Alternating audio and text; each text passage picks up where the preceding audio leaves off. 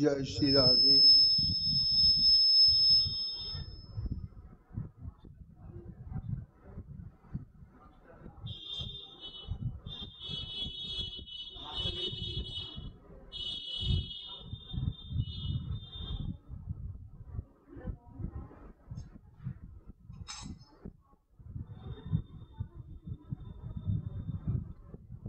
यस्य प्रसादाद् भगवते प्रसादो यस्य प्रसादान्न गति कुतयोऽपि ध्येयं स्तुवं स्तस्य यशस्त्रिशन्दं वन्दे गुरो श्रीचरणारविन्दं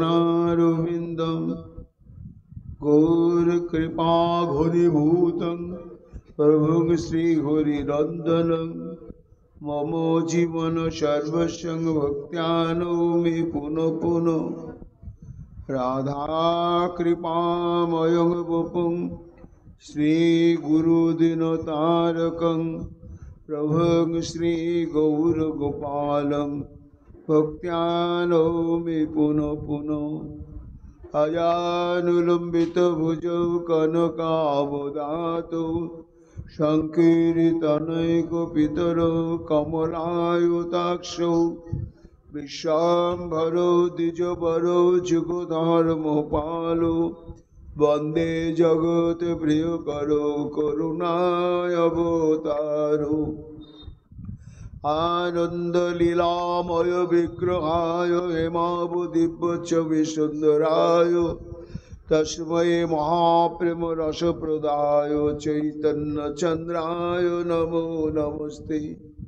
निरानन्दमिदं सर्वं प्रेमानन्दस्वधिकृतं येन तं सततं वन्दे नित्यानन्दं जगद्गुरुं श्रीअद्वैतनमोस्तुभ्यं कलिजानकृपानिधे गौरप्रेमप्रदानाय श्रीसीतापतये नमो राधिनिस्वरूपाय गौराङ्गसुहृदाय च भक्तशक्तिप्रदानाय गदाधर नमोस्तुते। प्रणमामि श्रीवासं तमाद्यं पण्डितं मुदा श्रीगौराङ्गकृपापात्रं कीर्तनानन्दमानसं गौरप्रेमप्रदावैव सर्वत्र समदर्शिने नारायणसुताय च श्रीमन्नरहरये नमः। वराहपीडविरामं मृगमदतिलकं कुण्डलाक्रान्तगण्डं कन्याक्षं कुम्भकण्ठं स्मेतशुभगमुखं सादरेणस्तवेनुं श्यामगशान्तं त्रिभङ्गं रविकरं वसनभूषितं वैजयन्त्या वन्दे वृन्दावनस्थयुवतिशतवृतं ब्रह्मगोपालवेशं नमो नलिननेत्राय वेणुवाद्यविनोदिने राधाधर सुधापनं शालिने मनमालिने। हे कृष्ण करुणा सिंधु दीनबन्धु जगत्पते गोपेश गोपिका कान्त राधाकान्त नमोस्तुते। मुखं करोति वाचालं पङ्गुं लङ्घयते गिरिं यत् कृपातमं वन्दे परमानन्दमाधवम्। तप्तो काञ्चन गौराङ्गी राधे वृन्दावनेश्वरी वृषभानुसुते देवी तं नमामि हरिप्रिये। राधे वृन्दावनाधीशे करुणामृतवाहिनी कृपया निजपदाब्जे दर्शं मध्यं प्रदीयमाम्। वन्दे नन्दव्रजस्त्रीणां पादरेणुमभिघ्नश यशां हरिकथादिगीतं पुनाति भुवनत्रयम्।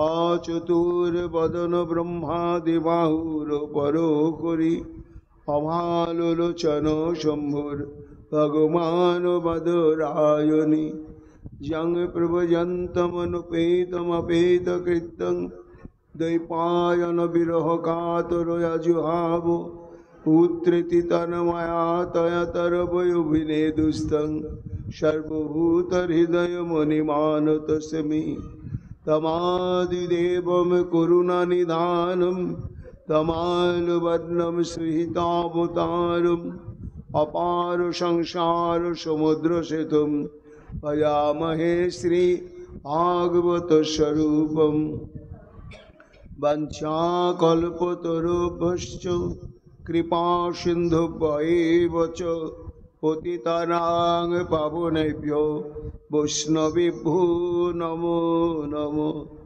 जय रूप सनातन भट्ट रघुनाथ श्री शिव गोपाल भट्टदासेर रघुनाथ भक्ति भरे बंदी चाय गोसाइर चरण यहाँ हইতে विघ्न नाश अभीष्ट पूरण। जय गौर भक्तवृंद गौर जादेर प्राण सबे मिले देह मोरे निताय गौर भक्तिदान निताय गौर हरि बोल निताय गौर हरि बोल निताय गौर हरि बोल निताय गौर हरि हरि बोल। राधे राधे राधे जय जय श्री राधे राधे रान राधे राधे राधे राधे राधे राधे राधे जय जय श्री राधे राधे राधे राधे जय जय श्री राधे राधे रान राधे राधे राधे राधे जय श्री राधे राधे राधे। उद्धव उवाच सर्वात्मा भाव अधिकृतो भवति नाम अधक्षजे विराहेन महाभागा महान में अनुग्रह कृतः। सर्व वेदांत सार सर्व पुराण चक्रवर्ती ईश्वर परम कृष्ण सच्चिदानंद विग्रह से अनादि आदि श्री गोविंदर बांगमय स्वरूप अविग्रह श्री श्रीमद् भागवत महापुराणे दशम स्कंदे 47तम अध्याय 27 संख्यक श्लोक मंत्रे सुखदेव गोस्वामी पाद महाराज परीक्षित के बोलें निताय गौर हरि बोल निताय गौर हरि बोल। जय महाप्रभु जय वैष्णव गोसाई जय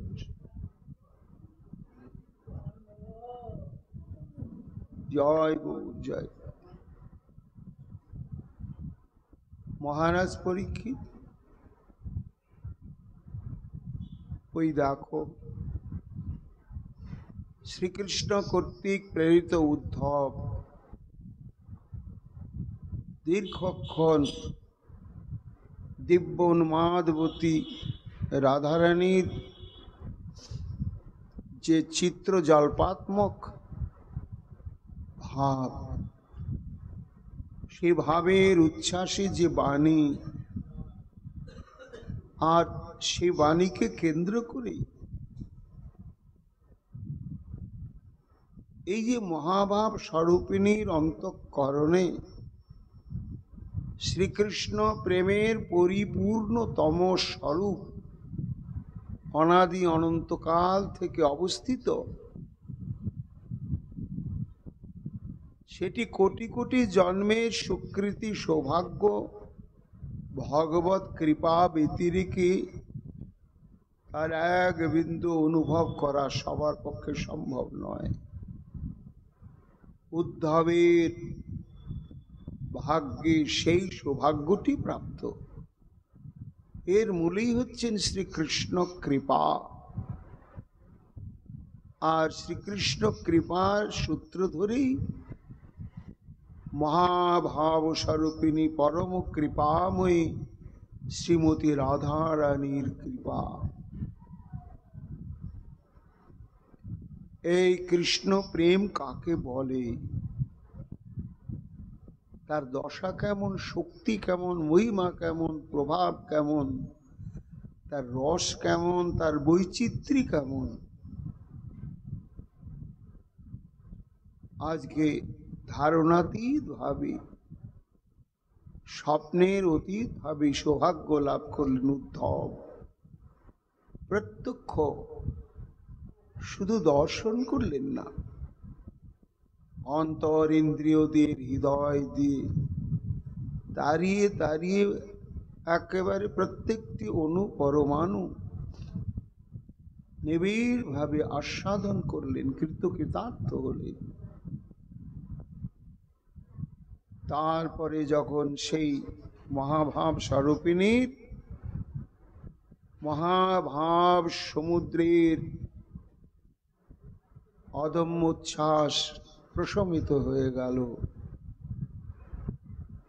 তখন যে বারতা, যে সন্দেশ তিনি নিয়ে এসেছেন গোপিকা বৃন্দের জন্য, এবং উদ্ধবকে দিয়ে পাঠানোর মুহূর্তেই শ্রী গোবিন্দ বারবার এই প্রেরিত সন্দেশের যে কি গুরুত্ব সেটি বুঝিয়ে বলেছে, যে তুমি যখন তাদের এই দুর্বিষহ বিরহ পীড়া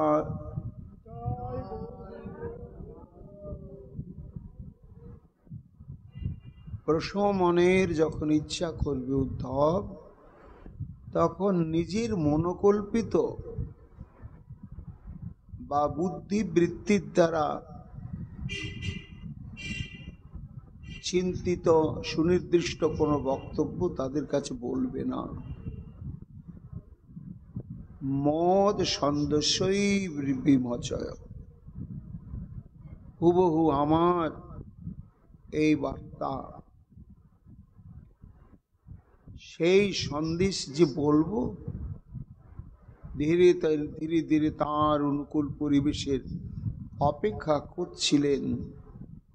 আর নানা স্তুতি এবং প্রশংসা বাণী বলে বলে পরিস্থিতিটাকে অনুকূল করছিলেন উদ্ধব, একের পর এক স্তুতি করতে। এইবার এই যে 27 নম্বর স্তব যখন করছেন উদ্ধব,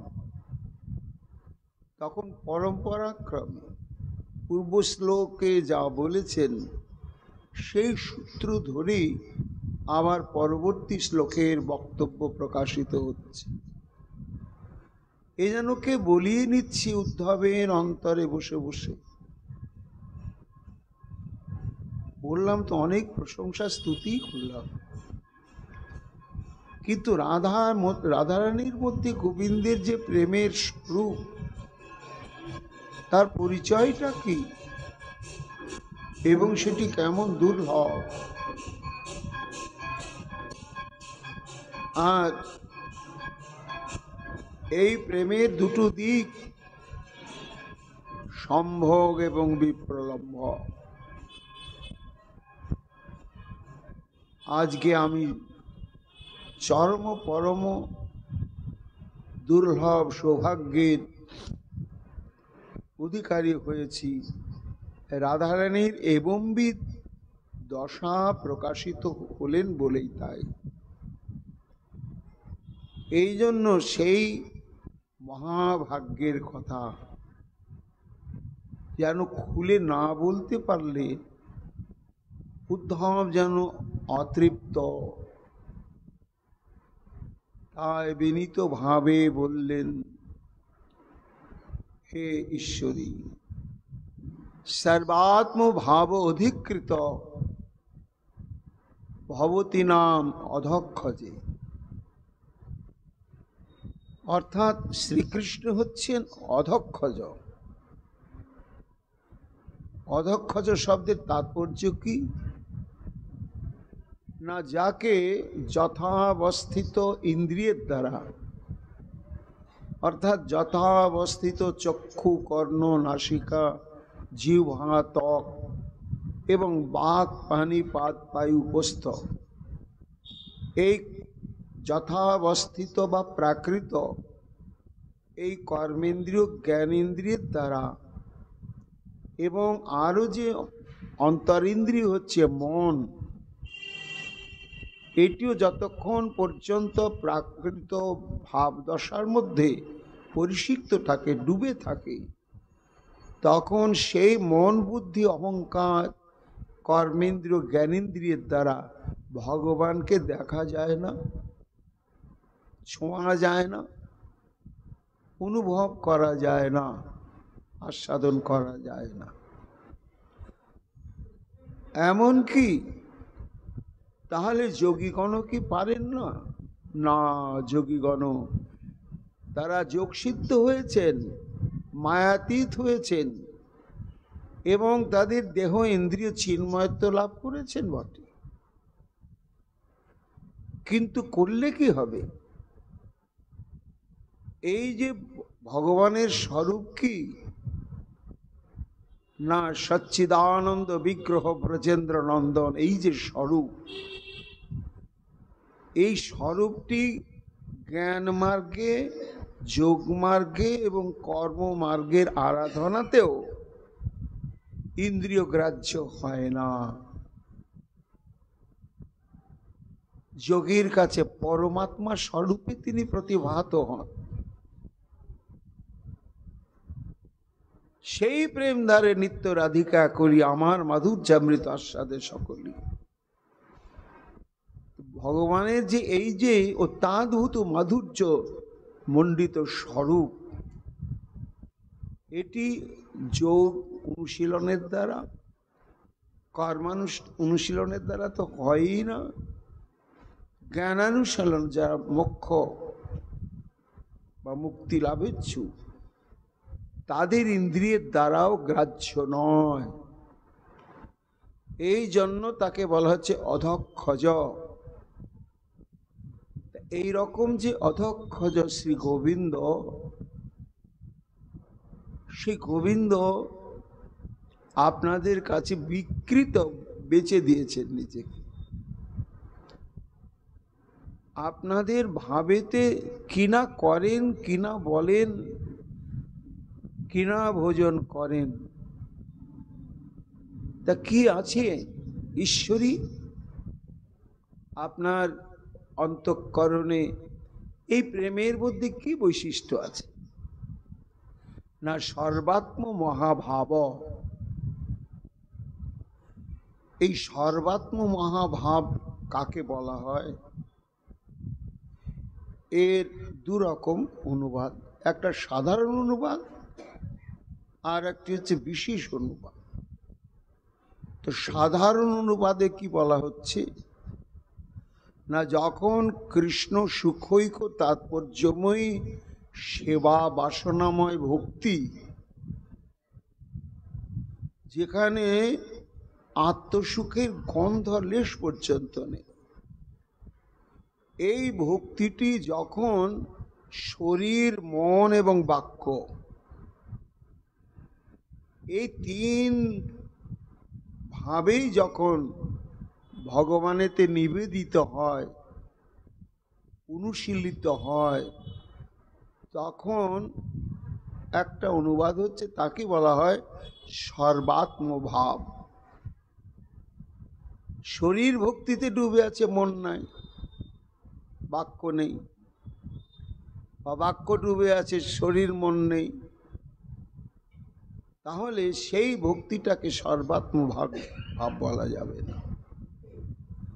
যে ভক্তিতে শরীর, মন এবং বাক্য। তা হে ঈশ্বরী, ব্রহ্মাণ্ডে এইভাবে শরীর, মন, বাক্যের দ্বারা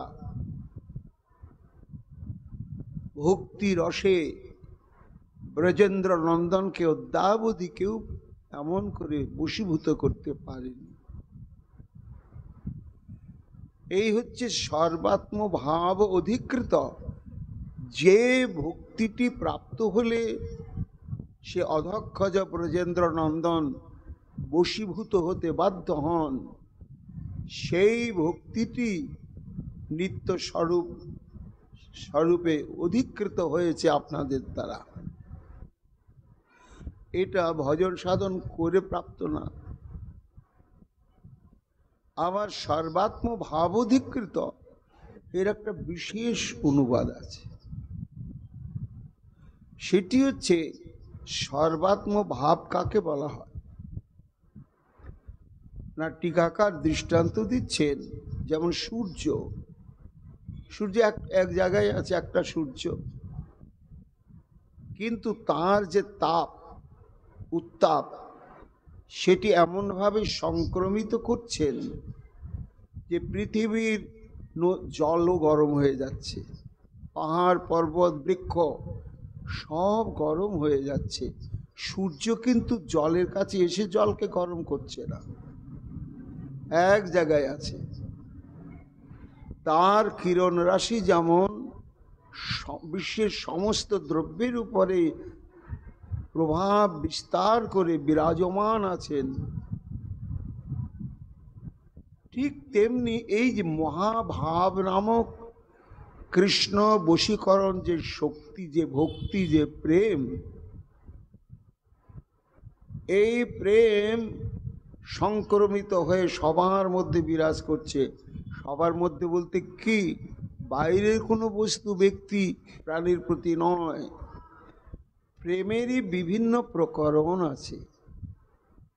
সেটা কেমন না, প্রেম, স্নেহ, মান, প্রণয়, রাগ, অনুরাগ, ভাব এবং মহাভাব।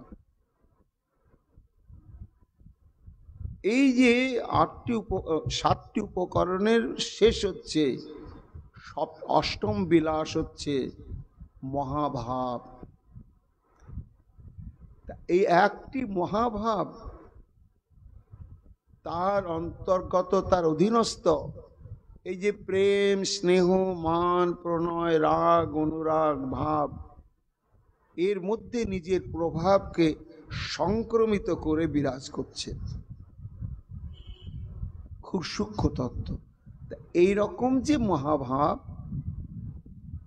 তাকেই বলা হয় সর্বাত্ম ভাব। এই প্রেমার বশ কৃষ্ণ সর্বানন্দ ধাম। গোপীগণ যেন বলছেন, উদ্ধব, হ্যাঁ, রসগোল্লা নিজের তত্ত্ব নিজে বোঝে না, নিজে কত আস্বাদ্য বোঝে না, আর তার প্রতি মানুষ কিরকম লোভাতুর হয় সেটাও রসগোল্লা তো বোঝে না। কে বোঝে? যারা রসগোল্লা দেখেছে, খেয়েছে, প্রভাব জেনেছে, তারা জানে। তা গোপীগণ বলছেন, উদ্ধব, তুমি যে শ্রীমতী রাধারানীর মধ্যে এই যে সর্বাত্ম ভাব, মহাভাবের উচ্চ কক্ষা পর্যন্ত প্রেম বিস্তার লাভ করে অবস্থান করছেন, তা এটা তুমি অনুভব করেছো, ভালো, কিন্তু তাতে তোমার কি হলো সেটা বলো। প্রশংসার ছলে তুমি খুব স্তুতিনুতি করে বলছো। তখন উদ্ধব বলছেন, বিরহেন মহাভাগা মহান মে অনুগ্রহ কৃত। অর্থাৎ এই প্রেমের দুটি অবস্থা, একটা মিলনাত্মক প্রেমের দশা, আর একটা হচ্ছে বিরহ বিরহ আত্মক প্রেমের দশা। তা এই দুটি দশায় নিরবচ্ছিন্নভাবে প্রেমের সঙ্গে জড়িয়ে রয়েছে। তা এই যে বিরহ, বিচ্ছেদ, বিচ্ছেদ থেকেই বিরহের উদ্ভব হচ্ছে। এই যে শ্রীকৃষ্ণ মথুরায় চলে গিয়েছেন, বিচ্ছেদ দশায় আপনার অবস্থান করছেন। এইবংবিধ বিচ্ছেদ দশায় এই সর্বভাব নামক বা মহাভাব নামক প্রেম তখন চরম বিপ্রলম্ব দশা প্রাপ্ত হয়, যেটা কিছুক্ষণ আগেই আমি দীর্ঘক্ষণ অনুভব করলাম, প্রত্যক্ষ করলাম, আস্বাদন করলাম। তা এই যে বিরহ, এই বিরহটা আসে কেন? বিরহের কারণ কি?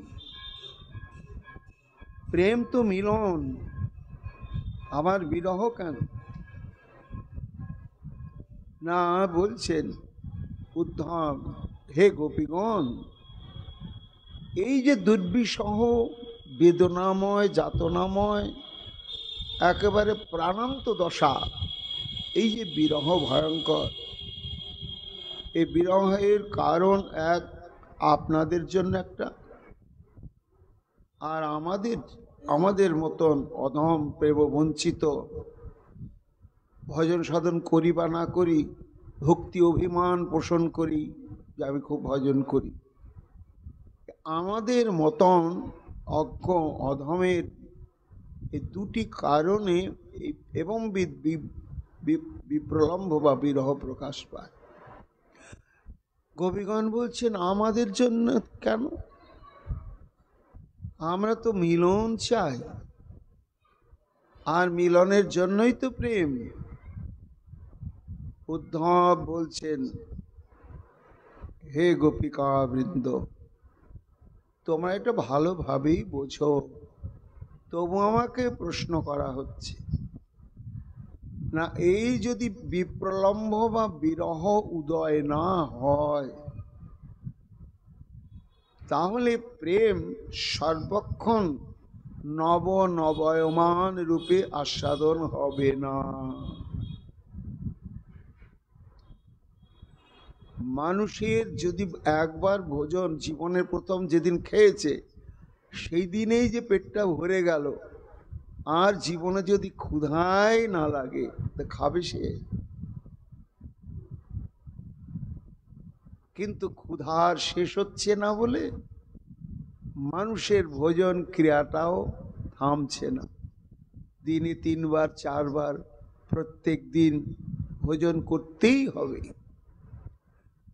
এবং শুধু ভোজন করতে নয়, পশুর মতন নয়, মানুষের শুধু ক্ষুধা নিবৃত্তি নয়, আছে রুচি, স্বাদ, অনুভূতি। এই জন্য ক্ষুধার জ্বালায় শুধু মানুষ ভোজন করে তা নয়, আস্বাদনের জন্য, রস আস্বাদনের জন্য ভোজন করে। তা ক্ষুধার অস্তিত্ব যদি প্রকাশ না পেত, তা মানুষ কখনো বারবার ভোজন গ্রহণ করত না, এবং ভোজনে যে রস আছে তাড়িয়ে তাড়িয়ে সেটিকে অনুভব করত না। তা ক্ষুধা যেমন ভোজন রসের অনুভূতিকে নবনবায়মান করে ধরে রাখে, তেমনি এই যে প্রেম, এই প্রেমকে নিত্য নূতন নবনবায়মান করে ধরে রাখার মূলে যে উপাদান, যে উপকরণ, তারই নামই হচ্ছে বিরহ, বিপ্রলম্ব। এই বিরহ এবং বিপ্রলম্ব অবস্থা আছে বলেই জন্ম অবধি হাম রূপ নেহারুলু, নয়ন না তিরপিত ভেল। লাখো লাখো যুগ হিয়ে হিও রাখ হলু, তবু হিউ জুড়ানো না গেল। এই বিপ্রলম্ভ যদি বিরহ প্রকাশ না পেত গোপীগণ, তাহলে এই কৃষ্ণ প্রেম তোমাদের কাছে এমন অনির্বচনীয় একেবারে নবায়মান আস্বাদ্য রূপে ধরা থাকতো না। এই জন্য যদিও এখানে প্রকৃত বিচারে বিরহের কোনো অস্তিত্ব ভাবা যাবে না, কিন্তু এটা যেন আগত ভাব, বাইরের থেকে এসেছে, অন্তরের মধ্যে নেই, একটা বাহ্য স্ফূর্তি। যদি বলা এই কথা কেন বলা হচ্ছে না, গোপীর সঙ্গে গোপীনাথের সম্বন্ধটা কেন? সম্বন্ধটা হচ্ছে মৃগমদ তার গন্ধ জইছে অবিচ্ছেদ, অগ্নি জ্বালাতে জইছে নাহি কোনো ভেদ, তৈছে রাধা কৃষ্ণ হয় একই স্বরূপ। তাহলে এখানে গোপী এবং রাধারানী আর কৃষ্ণের সঙ্গে সম্বন্ধটা কেমন? যেমন মৃগমদ আর তার গন্ধ। এরকম কোনোদিন হয় বা হয়েছে বা হবে যে মৃগমদ কস্তুরীটা এখানে রাখা হলো আর গন্ধটা পাওয়া যাবে ওই গোবর্ধনে গিয়ে? তা পাওয়া যাবে না। যেখানেই কস্তুরী গন্ধটা সেইখানে, ছাড়াছাড়ি হয় না, কখনো হওয়া যাবে না, হওয়া সম্ভব নয়। যেখানে অগ্নি থাকবে তার যে উত্তাপ সেটা 10 মাইল দূরে অনুভব হবে তা নয়। উত্তাপ এক জায়গায় থাকে আর আগুন এক জায়গায় কখনো থাকে না। এটা থাকে না, থাকবে না, থাকানো যাবে না, অবিচ্ছেদ্য সম্পর্ক। তেমনি শ্রীকৃষ্ণ এবং গোপিকাগণ, শ্রীকৃষ্ণ এবং রাধারানী ওই রকম সম্বন্ধ। কাজে এখানে কি করে আলাদা সম্ভাবনা করা যায়? এই জন্য কখনো আলাদা নয়। তবে এত কান্না, এত বিরহ কেন? ওটা আগন্তুক, ওটা বহিরঙ্গ। যোগমায়া দেবী প্রেমের মধ্যে বিরহটাকে টেনে নিয়ে এসেছেন। কেন নিয়ে এসেছেন? না, নবায়মান রূপে আস্বাদ্য করে ধরে রাখার জন্যই। তা হে গোপিকাগণ, এই বিরহটি নেই তোমাদের, কিন্তু বহিরঙ্গ রূপে উদয় হওয়ার কারণটি হচ্ছে উভয়কে, শ্রী গোবিন্দকে এবং গোপীগণকেও এই প্রেমরস আস্বাদনকে যেন নবায়মান রূপে নিরবচ্ছিন্ন ভাবে ধরে রাখে। এটা তোমাদের দিক। আর আমাদের মতন অধম অজ্ঞান ভজন অভিমানী ব্যক্তিগণের দিকে কি না, এই বিরহ যদি আজকে এইভাবে প্রকাশ না হতো, তাহলে অকৈতব কৃষ্ণ প্রেম যে কি বস্তু, এটা জড় জগতের রক্তে মাংসে করা কোনো যুবক যুবতীদের প্রেমের মতো নয়। যুবক যুবতীগণের প্রেমকে নিয়ে অনেক উপন্যাস, অনেক কবিতা লেখা হচ্ছে, হোক, কিন্তু তাদের অন্তরালে কি কোনো অভ্রান্ত শাশ্বত তত্ত্ব আছে, সিদ্ধান্ত আছে? তা নেই। এই জন্য প্রাকৃত যুবক যুবতীর ন্যায় রাধা গোবিন্দের এই প্রেম যে নয়, এটা সামনাসামনি কখন হচ্ছে? যখন তারা এই দুর্বিষহ বিরহ, এই বিরহের মধ্যে যখন তারা নিমজ্জিত হয়ে যান, তখনই কৃষ্ণ প্রেমের যে কি স্বরূপ, কি তত্ত্ব, কি ভাব, কি শক্তি, কি প্রভাব, কি মহিমা, কত প্রকার, সব বেরিয়ে পড়ে। তখন বোঝা যায় এই প্রেম জড় জগতের প্রাকৃত প্রেমের সঙ্গে তুলনীয় নয়। যেমন কোনো পাত্রের মধ্যে জল আছে, জলের তলাতে কিছু আছে, তো সেটি এমনি বোঝা যায় না। সেই পাত্রটা যদি উনানের উপরে চাপিয়ে দিয়ে একেবারে প্রচণ্ডভাবে জাল দিতে শুরু করা হয়, তখন পাত্রের জল টকবক করে ফুটতে থাকে, আর তলায় যা কিছু থাকে সব উপরে বেরিয়ে পড়ে। তখন দেখা যায় যে জলের মধ্যে কি কি জিনিস আছে, এই দেখো বেরিয়ে গেল। তেমনি রাধারানীর হৃদয় পাত্রের মধ্যে যে কৃষ্ণের প্রেম, সেই প্রেমের মধ্যে যে কি দুর্লভ রত্ন রয়েছে, সেটা যেন ওই বিরহের আগুনে তেতে যেতে যেতে তপ্ত হতে হতে হতে হতে সব বেরিয়ে পড়ল। যখন বেরিয়ে পড়ল তখন দেখা গেল এর মধ্যে এত কিছু ছিল। ঠিক কে দেখলো? দর্শকে দেখলো। এই দর্শককে না আমাদের মতন হতভাগ্য কাঙাল ভজন অভিমানী দু চার মূর্তি আছে, তারা তখন প্রত্যক্ষভাবে অনুভব করছেন এই প্রেমটার মধ্যে কি বস্তু রয়েছে। এই জন্য হে গোপিকাগণ, বিরহেন মহাভাগবহান মে অনুগ্রহকৃত। আজকে দিব্য উন্মাদিনী শ্রীমতী রাধারানীর এই যে সমস্ত চিত্র জল্প, 10 প্রকার চিত্র জল্পে তার শারীরিক মানসিক বাচিক যে অভাবনীয় বিকার প্রচেষ্টা, তার কষ্ট, কিন্তু এটা যেন আমাদের মতন অজ্ঞ অধমের প্রতি তার অযাচিত অনুগ্রহ করুণা। কেন না? দর্শনের সৌভাগ্য হলো। আর কি সৌভাগ্য হলো? আজকে যদি রাধা গোবিন্দ আমার বৃন্দাবনে অবস্থান করতেন, মিলনের আনন্দে যদি ডুবে থাকতেন, তাহলে কি আমার প্রিয় প্রভু শ্রী গোবিন্দ কখনো সন্দেশ বার্তা দিয়ে আমাকে পাঠাতেন?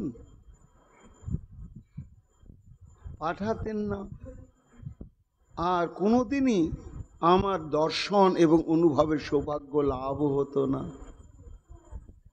তাই অনুগ্রহের কারণটা হচ্ছে কি এই বিরহ না? এই বিরহ যখন উৎকট অবস্থায় ধারণ করলো, প্রভাবটা গিয়ে পড়লো গোবিন্দের হৃদয়ে, সহ্য করতে পারলেন না। দেখলেন উপায় নেই, আমারও যাওয়া সম্ভব নয়, কিন্তু ওদেরও হৃদয় বিদীর্ণ হচ্ছে না, আমার হৃদয়টা বিদীর্ণ করে দিচ্ছে। তখনই তো এই অধম দাসানুদাসকে পাঠিয়ে দিলেন কৃপা করে। তাছাড়া যদি আপনাদের এই বিরহ প্রকাশ না পেত, তাহলে আমার এই সৌভাগ্য হতো না। এই জন্যই হে গোপিকা বৃন্দ, আমার মনে হচ্ছে যেন এই ঘটনা সৃষ্টিকারী যে নায়ক বা কর্তা হচ্ছে স্বয়ং বিরহই। বিরহই যেন কর্তা সেজে অধমকে এখানে টেনে নিয়ে এসে প্রত্যক্ষভাবে এই প্রেমের স্বরূপটি আস্বাদন করিয়ে দিলে। এই রকম বলতে বলতে উদ্ধব দেখছে আমার স্তুতিগুলো শুনছে রাধারানী এবং গোপিকা বৃন্দ, এবং সান্ত্বনা লাভ করলেন কি না ঠিক বোঝা যাচ্ছে না। তাদের যে বিরহের যন্ত্রণা, সেটাতে প্রলেপ লাগলো কি না সেটা বুঝতে পারছি না। তবে এটা বোঝা যাচ্ছে, এই যে সন্দেশটা আমি নিয়ে এসেছি, এটা আমি বারবার ওদের কাছে ব্যক্ত করছি। এখন আমার মুখে বারবার শুনতে শুনতে ওই সন্দেশটা যে কি আছে সেটিকে আস্বাদন করবার জন্য, জানবার জন্য যেন রাধারানী সহ গোপীগণের মধ্যে একটা প্রবল উৎকণ্ঠার সঞ্চার হয়েছে। এটি সম্বিতের সার বৃহস্পতির শিষ্য উদ্ধব সেটা বুঝতে পারলেন। বুঝতে পেরে তখন বলছেন, শ্রোতাং প্রিয় সন্দেশ ভবতি নাং সুখাবহ জমা দয়াগত ভদ্রা অহং ভূর্তি রহস্কর। হে ভদ্রা, অর্থাৎ হে কল্যাণময়ী দেবীগণ, ব্রজ গোপিকা বৃন্দ, ভূর্তি রহস্কর।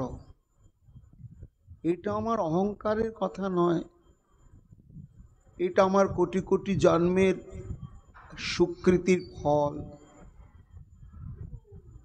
যে প্রাণ গোবিন্দ আমাকে যেভাবে অন্তরঙ্গরূপে বরণ করে নিয়েছেন, যেভাবে বিশ্বাস করেন এবং আমার উপরে নির্ভর করেন, নির্ভরশীল হন, তার অনেক অনেক স্বজন বৃন্দ পরিকর রয়েছে তা নয়।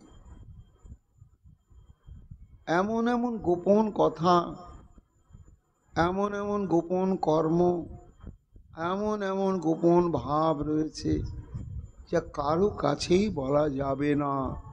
অথচ না বললেও নয়, সেই গোপন কর্মটা না করলেও নয়। হে গোপিকাগণ, জানি না আমার কোন সুকৃতি, সেই সমস্ত রহস্যময় কর্ম বা ভাব বা বক্তব্য এই অধম উদ্ধবকে দিয়ে সমাধা করেন প্রাণ গোবিন্দ আমার। এই জন্যই করে কিছু যা আমি বয়ে নিয়ে এসেছি আপনাদের কাছে। সন্দেশ মানে হচ্ছে প্রিয় বার্তা, কিন্তু সেই কথাগুলো যে কি, বার্তা যে কি, সেটা আমিও জানি না। দূর অধিগম্য, যার মর্মার্থ দুর্বুদ্ধ এবং খুবই গুচ্ছ আর রহস্যময়। কেন না পড়া যাবে, শোনা যাবে, সাধারণভাবে অর্থ করতে গেলে মিলবে না। একে প্রহেলি বলা হয়, প্রহেলি। তা সন্দেশ নয় যেন প্রহেলি। সেই প্রহেলিটি কেমন আমরা চৈতন্য অবতারে দেখেছি। মহাপ্রভু যখন গম্ভীরা দশার চরম অবস্থায়, তখন গৌরানা ঠাকুর অদ্বৈত আচার্য জগদানন্দকে দিয়ে একটা পত্রী পাঠালেন। জগদানন্দ, এই পত্রীটি তুমি মহাপ্রভুকে প্রদান করবে। তা বাংলা ভাষায় লেখা, কিন্তু দুর্গেয় রহস্যময় তার তাৎপর্য অনুবাদ কি ছিল? দরজা প্রহেলি আচার্য কহে ঠারে ঠারে, প্রভু মাত্র বুঝে কেহ বুঝিতে না পারে। প্রভুকে কহিও আমার কোটি নমস্কার, এই নিবেদন তাঁর চরণে আমার। বাউলকে কহিও লোকে হইল বাউল, বাউলকে কহিও হাটে না বিকায় চাউল। বাউলকে কহিও কাজে নাহি কো আউল, বাউলকে কহিও ইহা কহিয়াছে বাউল। জগদানন্দ পড়লে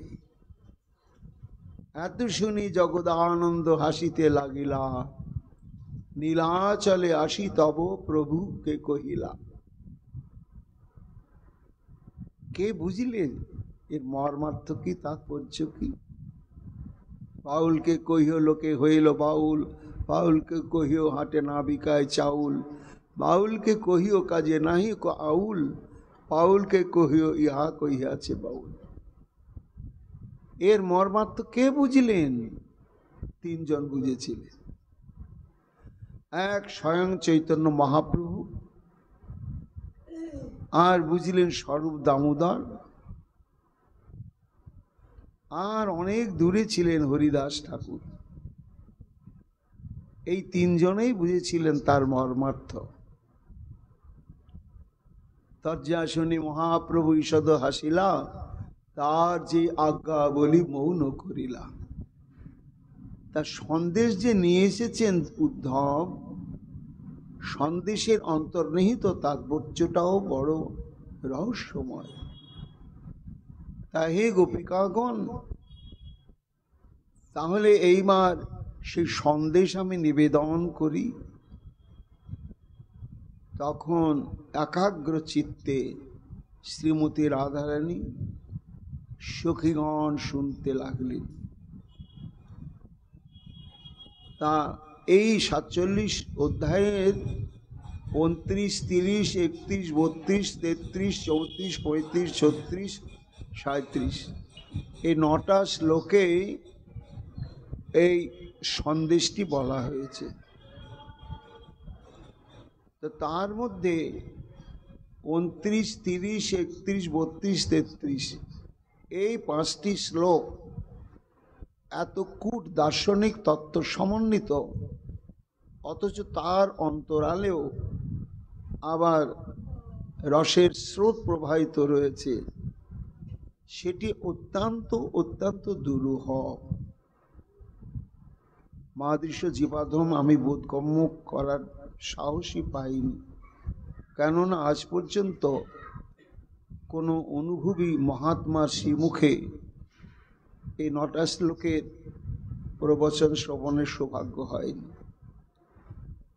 সেই জন্য আমার দৃষ্টতা সেই শ্লোকের ব্যাখ্যা করা, তা আমি সেটি সংক্ষেপে বলেই যাচ্ছি। তা যখন এই 9টি শ্লোকের নিয়ে সন্দেশ, তার মধ্যে 5টি বললেন উদ্ধব, বলার পরে দেখছেন গোপীগণ শুনছে বটে, কিন্তু তাদের মনের মধ্যে এই 5টি শ্লোকের বক্তব্য নিয়ে একটা আলোড়ন সৃষ্টি হয়েছে। তখন কৌতূহল হলো যে গোপীগণের সন্দেশটা আস্বাদন করলেন কি, এত মিষ্টি জিনিস। জিজ্ঞাসা করতেও ভয় হচ্ছে, তাই একটু থেমে গেলেন। থেমে গিয়ে একবার রাধারানীর দিকে, একবার গোপিকাগণের দিকে চাইছেন। এইবার গোপিকাগণ আর চুপচাপ থাকতে পারলেন না। তখন কথা বলেন, এই যে 5টি শ্লোকের মর্মার্থ তারা যার হৃদয়ঙ্গম করলেন, করার পরিপ্রেক্ষিতে উদ্ধবকে কি বললেন? উদ্ধব, তুমি মহাবুদ্ধিমান বিজ্ঞ,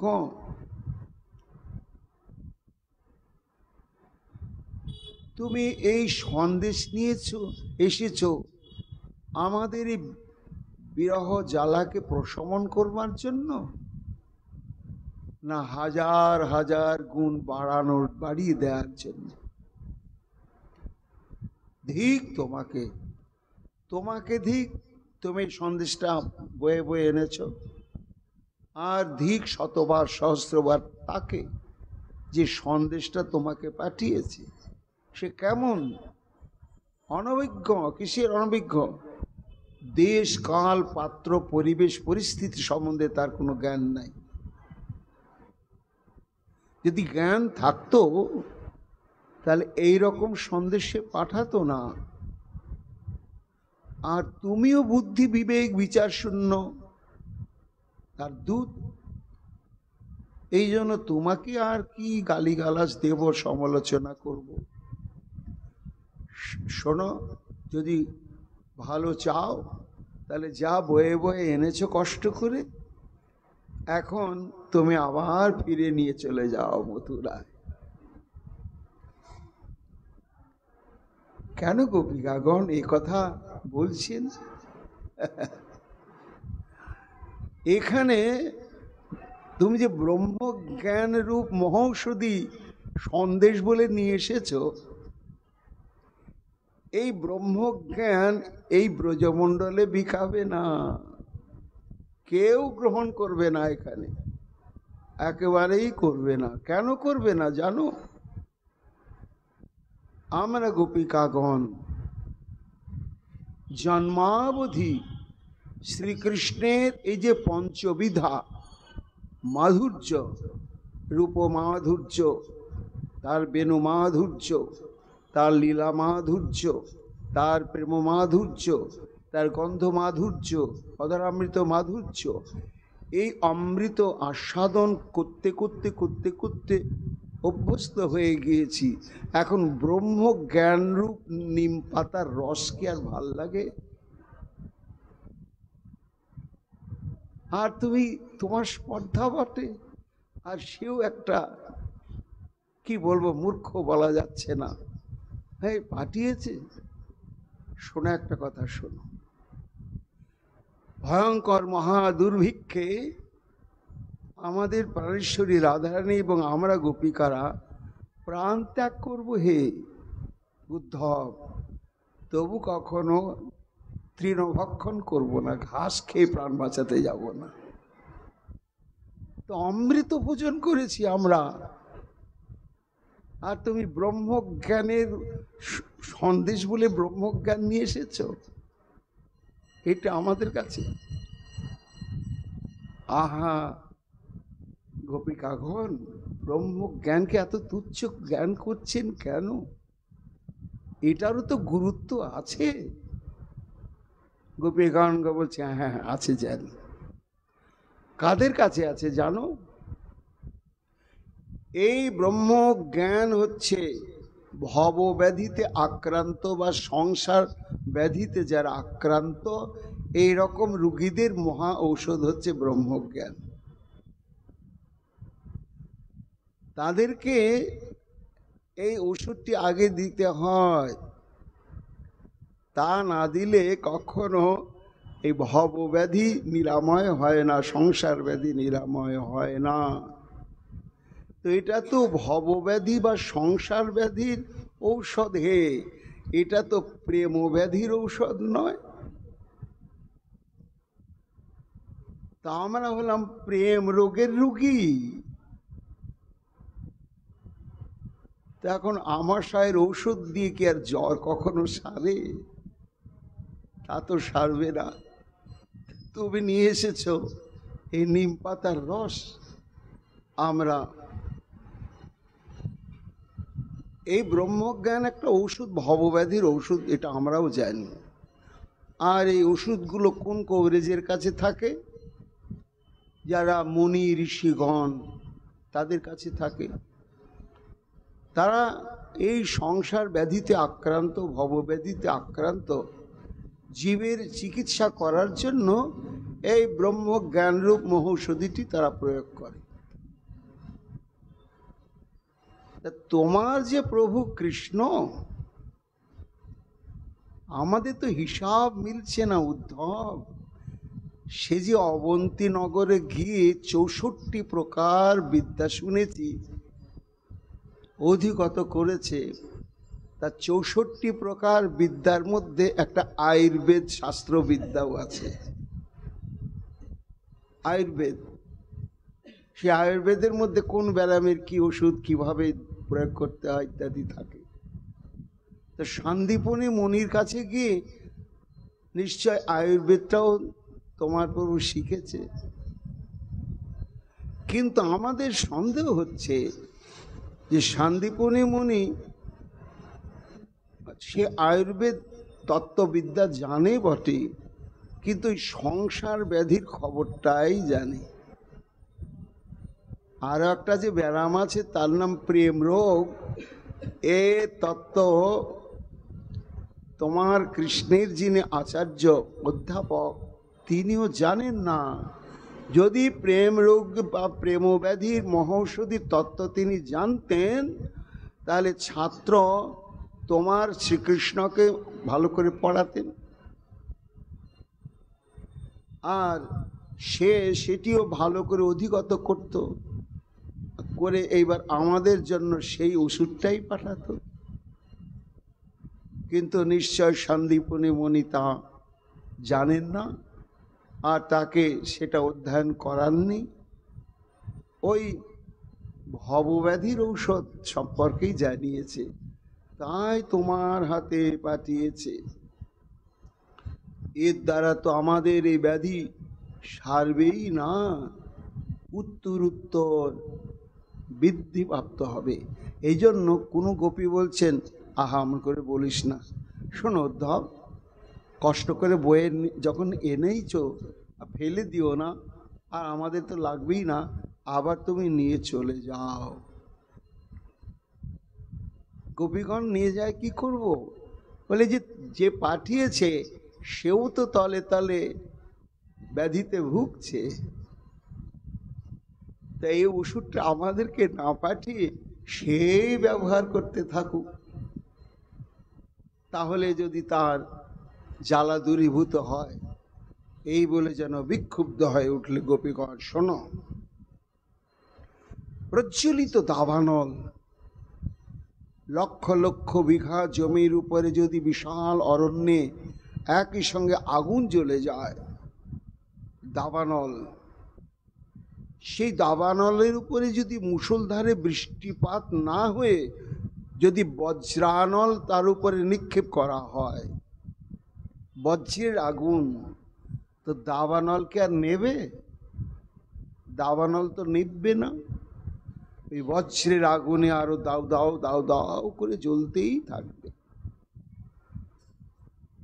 আমরা কৃষ্ণ বিরহের দাবানলে জ্বলছি উদ্ধব, আর তুমি ব্রহ্ম জ্ঞান রূপ এই বজ্রানল আমাদেরকে বরিশন করতে এসেছ। উদ্ধব দেখছেন এও একটা রূপ গোপীগণের, রাধারানী কোনো কথা বলছেন। গোপীগণ সে চোখের জলে নীরবে কাঁদতে লাগলেন। তখন উদ্ধব একটু কিছু না বলে থাকতে পারলেন। আহা গোপীগণ শুনুন, আমি অনেকগুলো সন্দেশ এনেছি, তো যে কয়েকটা দিয়েছি ফুরায়নি, এখন আমার কাছে আরো সন্দেশ আছে। তা যেটা দিলাম সেটা সম্পর্কে আপনাদের এই রকম অনুভব হলো, এর জন্য তো আমি একটু অনুতপ্ত। কেন? ওই সন্দেশের স্বাদ সম্বন্ধে আমারও ধারণা নেই। তো 5টা শ্লোক বলেছেন, আরো 4টা শ্লোক আছে। তা হে গোপীগণ, এবার আরো 2-4টে সন্দেশ আমি দিচ্ছি, একটু আস্বাদন করে দেখুন। এগুলো নিশ্চয়ই আপনাদের খুব মিষ্টি লাগতে পারে, ভালো লাগতে পারে, একটু সান্ত্বনা লাভ করুন। সুকমণি বলছেন, মহারাজ পরীক্ষিত, এই বলে উদ্ধব আবার একটা সন্দেশ বললেন। যত্তহং ভবতি নাং বৈদূরে বর্তে প্রিয় দৃশাম মনুষ্য সন্নি কর্ষার্থং মদনুধ্যান কাম্যয়া। অর্থাৎ গোবিন্দ সেই প্রেরিত সন্দেশ বা বার্তার মধ্যে বলছেন যে, হে গোপিকাগণ, হে প্রেয়সী শিরোমণি আমার রাধারানী, আমি জানি এবং তোমরাও ভালোভাবে জানো আমি হলাম প্রিয় দৃশাম, অর্থাৎ আমাকে দর্শন করলে তোমাদের নয়ন জুড়িয়ে যায়।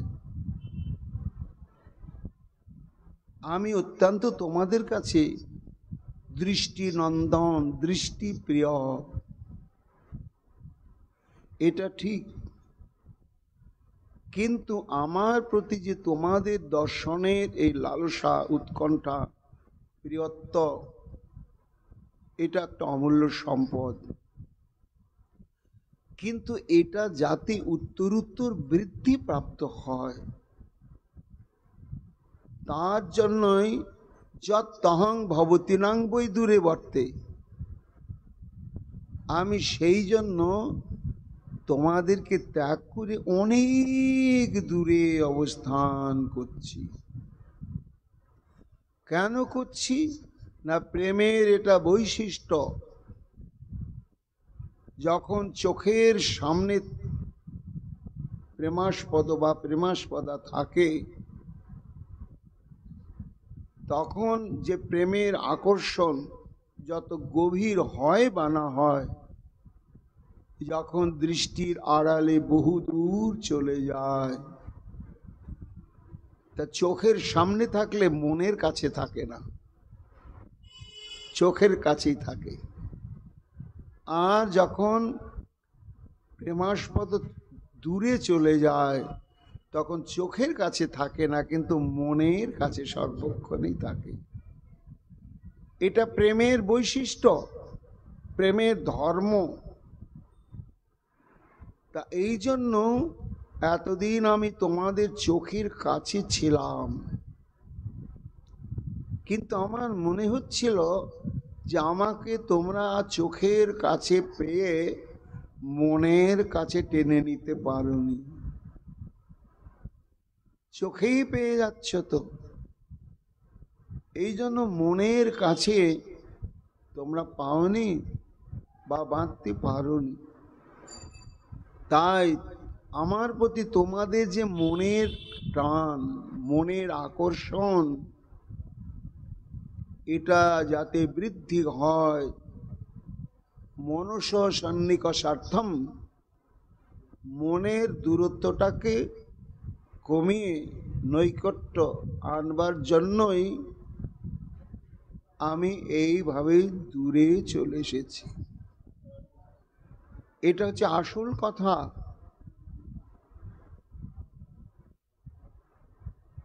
বলেই এইটুকুনি, এই শ্লোকটা বলেই উদ্ধব তাকিয়ে আছে। এবার এর উত্তরে এরা কি বলছে?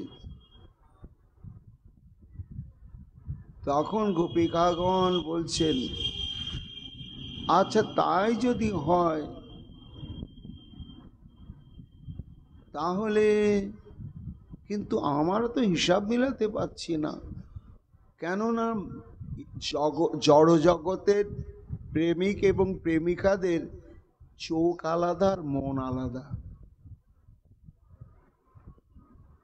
এই জন্য চোখের কাছে থাকে, মনের কাছে নাও থাকতে পারে। কিন্তু উদ্ধব, আমাদের ক্ষেত্রে হিসাবটা তো আলাদা। আমাদের চক্ষু যেটা, মনও সেটা, আর মন যেটা, চক্ষু সেটা। তবু সেই রকম বলছে। আচ্ছা তারপরে কি? উদ্ধব বলছে, যথা দূরচারে পৃষ্ঠে মন আবিশ্ব বর্ততে, স্ত্রীরাং চ ন তথাচিত সন্নিকৃষ্টে অক্ষি গোচরে। ওই কথাটাকে আবার গোবিন্দ একটি দৃষ্টান্ত বক্তব্যের দ্বারা আরো পরিস্ফুট করে বলছেন যে, হে গোপিকাগণ, যথা দূরচারে পৃষ্ঠে মন আবিশ্ব বর্তাতে, যখন প্রেমাস্পদ বহু দূরে চলে যায়, তখন যদি পুরুষ প্রেমিক চলে যায়, তাহলে প্রেমিকা রমণীর চিত্ত মন সব সময় তার কাছেই পড়ে থাকে। খেতে নিতে শুতে চলতে ফিরতে, আহা এই দুপুরবেলা এখন কি করছে, এই করতো, সেখানে কি করছে, এই গভীর রাত্রি এই সময় তো শয়ন করত, এখন কি করছে। এই রকম স্ত্রীর প্রতি পুরুষ প্রেমিক আর নারী প্রেমিক এই উভয়ের মধ্যে একটা নৈকট্য আসে। সেটি কিন্তু ন তথা চেত অক্ষি গোচরে, চোখের সামনে সেটা থাকে না। এই জন্যই কেন তোমরা দুঃখ করছো, আমি তোমাদের চোখের আড়াল হলেও মনের আড়াল আরো গভীর, একেবারে একেবারে কাছাকাছি রয়ে গিয়েছি। হে গোপিকাগণ, এর জন্য তোমাদের বিরহ যন্ত্রণা ভোগ করা উচিত নয়। এই শ্লোকে যেন এই বক্তব্যটি প্রকাশ পেল। গোপীগণ তখন বলছেন থামো থামো, আর দিও না, আরো সন্দেশ আছে নাকি, আর দরকার নেই আমাদের। যেটুকুনি যে কয়েকটা সন্দেশ এখনো বাকি আছে, তুমি খুব যত্ন করে বেঁধে ছেঁধে একেবারে মথুরায় নিয়ে চলে যাও। যদি বলো মথুরায় নিয়ে কি করব,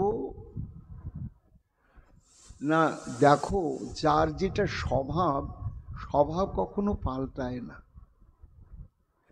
এই ভালোবাসা আর ত্যাগ করা, এটাই যার স্বভাব, সেই স্বভাবটা যাবে কি করে। যদি বলো তার প্রমাণ, না তার প্রমাণ আমরা, আমাদেরকে কেমন ভালোবাসলে বিরল দৃষ্টান্ত। পৃথিবীর বুকে কখনো এই প্রেম হয় না। আমার কি নিষ্ঠুর বলো, ত্যাগ করে চলে গেল, গিয়ে কি করছে, আবার ওই মথুরা বাসিনী মধু বধূগণকে ভালোবাসছে। ঠিক আমাদেরকে যেমন ভালোবেসে বেসে বেসে আত্মসাৎ করে নিয়ে ছুঁড়ে ফেলে দিয়ে চলে গেল, এটা তোর স্বভাব। এই জন্য একদিন না একদিন আমরা নিশ্চিত জানি যে মথুরা বাসিনী মধু বধূগণকেও ও আমাদের মতো ছুঁড়িয়ে ফেলে চলে যাবে। আর যখন ছুঁড়িয়ে দিয়ে ফেলে চলে যাবে, তখন তাদের দশাটা তো আমাদের মতোই হবে। তারাও তখন এই কৃষ্ণ প্রেমের বিরহ ব্যাধিতে আক্রান্ত হয়ে জ্বলবে, ছটফট করবে। এই ওষুধটা তুমি যত্ন করে রেখো, ওই রকম যখন তারা এই ব্যাধিতে আক্রান্ত হবে, এই ওষুধটা তখন তাদেরকে তুমি প্রয়োগ করো, আমাদের কাছে বলো না। কি বলছো, চোখের আড়াল। কবে সে আমাদের চোখের সামনে এসেছে উদ্ধব, বলতে পারো? এ প্রশ্নের উত্তর দিতে পারে সে? কেন? তোমাদের সঙ্গে তো সর্বক্ষণে মিলন হতো, দেখা দেখি হতো। হ্যাঁ হতো, সেটা তার বিচারে হতো, আমাদের বিচারে হয়নি উদ্ধব। সেটা তুমি বুঝবে না। যুগায়িতং নিমিষেন চক্ষুষা প্রাপ্যসায়িতং শূন্যায়িতং জগৎ সর্বজ্ঞ বিদ্য বিরহে নবে। চোখের সামনে যখন থাকতো, স্বাদ মিটিয়ে দর্শন করি, কিন্তু পারতাম কই, ঘন ঘন চোখের পলক। সেই পলকটা কেমন? যুগায়িতম, একবার পলকে হাজার যুগ অদর্শনের মর্ম পীড়া অন্তঃকরণকে দাউ দাউ করে প্রচলিত করত। তো এইভাবে সারাদিন বা যখনই তাকে দর্শন, তখনই তো কতবার পলক, আর কত যুগ যুগান্তের অদর্শনের বিরহ, এই নিয়েই তো আমরা থেকেছি বৃন্দাবনে, আজও আছি। কাজে কি বলবে সে, চোখের সামনে আমি আছি বা থাকলে প্রেমটা গাঢ় হয় না? এইসব কথা এই বাজারে বিকাবে না উদ্ধব, মথুরার বাজারেই বিকাবে।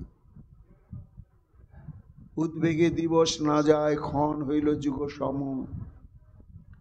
বর্ষার মেঘ প্রায় অশ্রু বর্ষে নয়ন। গোবিন্দ বিরহে শূন্য হইল ত্রিভুবন। তোষান হলে পড়ে যেন না যায় শয়ন। এই অবস্থা আমাদের। উদ্ধব বলছেন হো হো হো, তাহলে হে স্বামিনীগণ, তাহলে পরে যে সন্দেশ দিলাম এটাও আপনাদের কাছে মিষ্টি লাগলো না? এর যথার্থ আস্বাদন গ্রহণ করলেন না আপনারা? ঠিক আছে, অবশিষ্ট আরো দু একটা সন্দেশ আছে আমার কাছে, এটা চেখে দেখুন তাহলে কেমন মিষ্টি লাগে। মজ্জা বিষমন কৃতস্ন বিমুক্তাশিষ বৃত্তি যৎ অনুস্মরন্ত মাং নিত্যম অচিরান মাম পৈষ্যত্থ।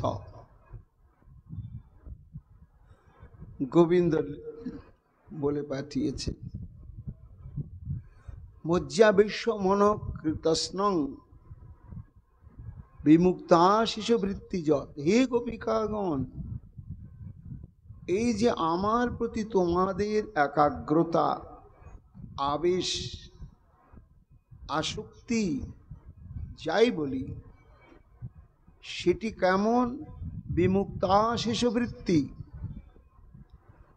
অর্থাৎ আসক্তির আর যে সমস্ত কারণ আছে, বস্তু আছে, দেহ গেহ আত্মীয় স্বজন লাভ পূজা প্রতিষ্ঠা,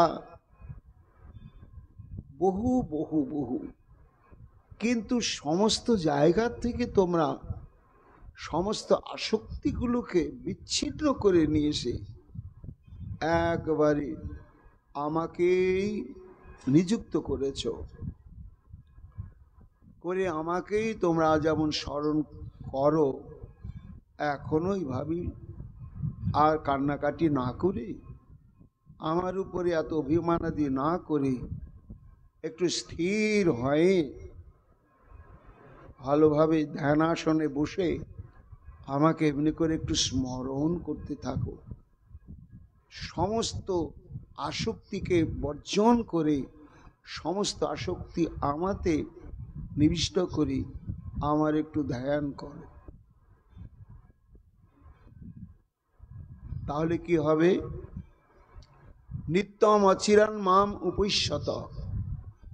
আমি বলছি, এইভাবে নিবিষ্ট ধ্যানের মধ্যে ডুবে গেলে খুব তাড়াতাড়ি আমি তোমাদের কাছে যাব, আমাকে তোমরা প্রাপ্ত হবে প্রত্যক্ষভাবে। আর প্রাপ্ত হলে আমার প্রতি তোমাদের যে বিরহ ব্যাধি সব দূরে চলে যাবে। এটি যখন উদ্ধব বললেন, গোপিকাগণ বলছেন, উদ্ধব,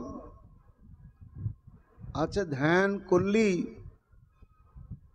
শিষ্য আমাদের দেখা দেবে, আমাদের বিরহ যাবে? তা ধ্যান করলেই যে সে দেখা দেয় তার কোনো প্রমাণ আছে? পদে পদেই তো আমাদেরকে কাঁদানোই তার স্বভাব। আবার ধ্যান করলে তিনি আসবেন? এই প্রশ্ন যখন করছেন, তখন উদ্ধব বলছেন, গোপীগণ দেখুন দেখুন, এই দেখুন এই পরবর্তী সন্দেশটা কত মিষ্টি। এই যে ধ্যানের দ্বারাই যে তিনি নিশ্চিত রূপে মিলিত হবেন, একেবারে স্পষ্ট করে বলে দিয়েছেন।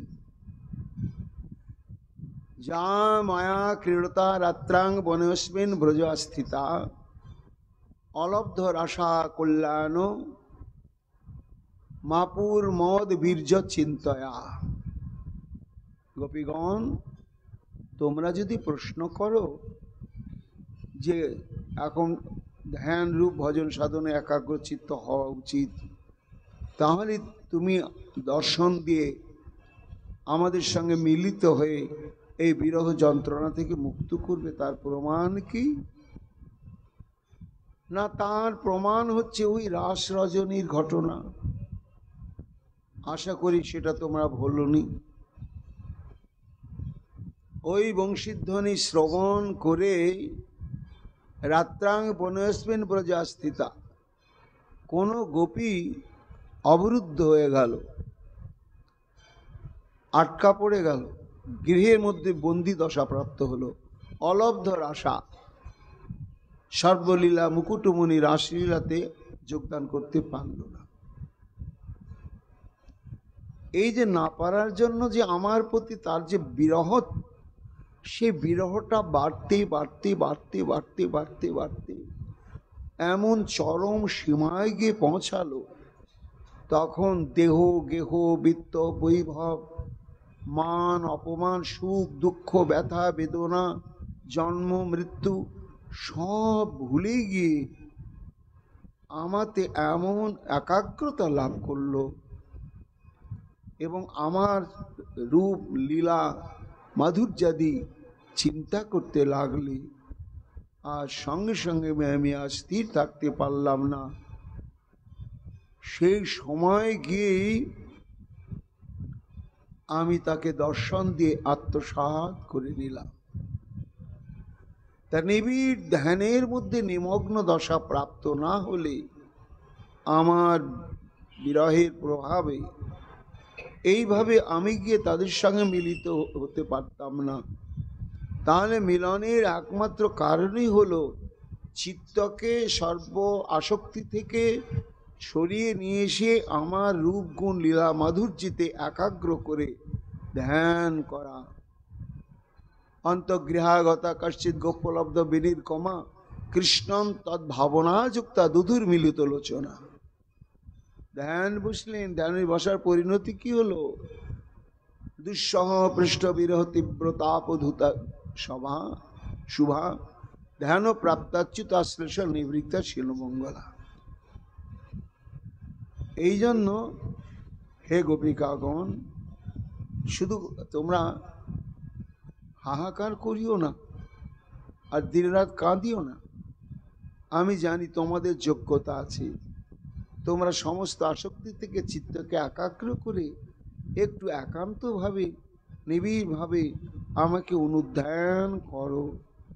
এই অনুধ্যান যখন প্রগাঢ় দশা প্রাপ্ত হবে তখন আমি নিশ্চিত রূপেই তোমাদের সঙ্গে মিলিত হব।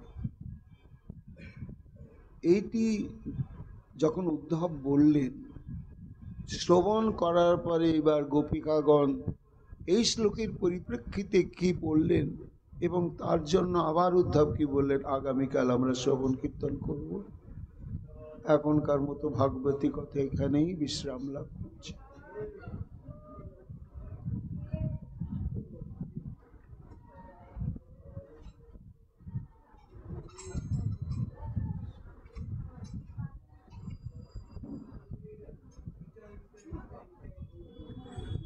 হরি বল গৌর হরি বল।